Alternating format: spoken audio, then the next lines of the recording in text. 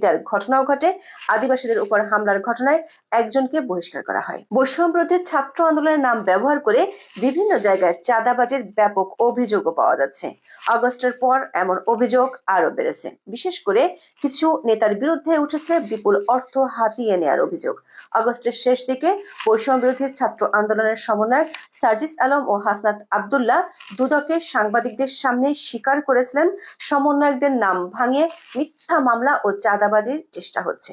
সংবাদ মাধ্যমে প্রকাশিত অভিযোগগুলোতে দেখা যাচ্ছে সিলেটে, জয়পুরহাটে এমন ঘটনা ঘটেছে। জয়পুরহাটে একেবারে রশিদ দিয়ে চাঁদাবাজির অভিযোগে গ্রেপ্তার হয় এক সমন্বয়ক। চট্টগ্রামের দৈনিক আজাদী পত্রিকায় 1 অক্টোবর প্রকাশিত এক প্রতিবেদনে বলা হয়, বৈষম্য বিরোধী ছাত্র আন্দোলনের সমন্বয়ক ও সহ সমন্বয়ক পরিচয়ে একাধিক চাঁদাবাজির অভিযোগ পাওয়া যাচ্ছে চট্টগ্রামের কর্ণফুলীতে।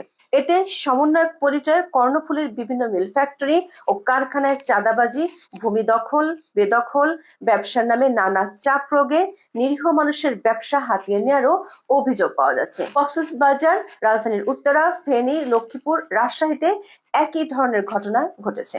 বৈষম্য বিরোধী ছাত্র আন্দোলনের নেতাদের সাথে কথা বলে জানা গেছে, অভ্যন্তরীণ কোন্দলের মূল কারণ সংগঠনটির কয়েকজন নেতার স্বেচ্ছাচারিতা।